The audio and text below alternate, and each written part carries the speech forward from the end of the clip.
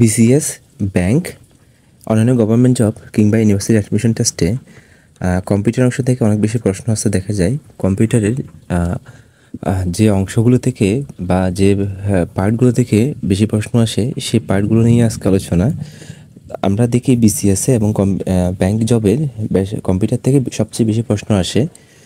তাই বিসিএসের প্রশ্নকে কেন্দ্র করে বিসিএস কোয়েশনের অ্যানালাইসিস ধরেই আমরা আজকে দেখব কম্পিউটারের প্রশ্ন বিশ্লেষণ। কম্পিউটারের যে পার্টগুলো থেকে বিসিএস অনেক বেশি প্রশ্ন আসে দেখা যায়, তার মধ্যে একটা হচ্ছে পেরিফেরালস, মানে হচ্ছে ডিভাইস, তারপর হচ্ছে বাস, পোর্ট, এই জিনিসগুলো নিয়ে। তারপর হচ্ছে বিভিন্ন কম্পিউটারের অঙ্গ সংগঠন, সেগুলো হচ্ছে হার্ডওয়্যার, সফটওয়্যার, মাইক্রোপ্রসেসর, মেমোরি। এই পার্টটা প্রথম এবং দ্বিতীয় পার্ট খুবই ইম্পর্টেন্ট।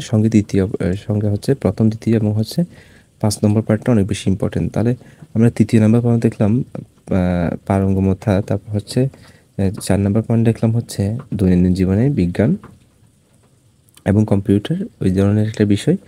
আর পঞ্চম নাম্বার দেখলাম নম্বর ব্যবস্থা বা নাম্বার ব্যবস্থা, সংখ্যা পদ্ধতি যেটা বলি আমরা।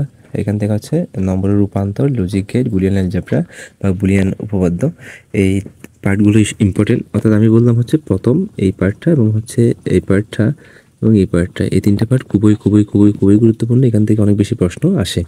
বাকি অংশগুলো থেকে আসে হচ্ছে অপারেটিং সিস্টেম, এরপর হচ্ছে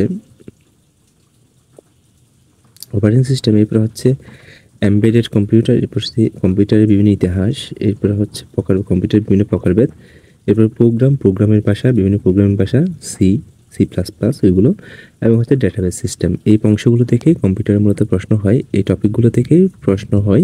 তবে আমি যে বললাম 3টা পার্ট যেটা 3 দেওয়া আছে, এখান থেকে সবচেয়ে বেশি প্রশ্ন হয়। বাকিগুলো থেকে আমরা এই 3টে পার্ট থেকে 5 থেকে 6টি পর্যন্ত, 6টি বা 7টি 10টির মধ্যে 5, 6, 7টি পর্যন্ত এমসিকিউ কমন পেতে পারি। বাকি অংশগুলো থেকে আমরা 3 নম্বর কমন পেতে পারি। ধন্যবাদ সবাইকে।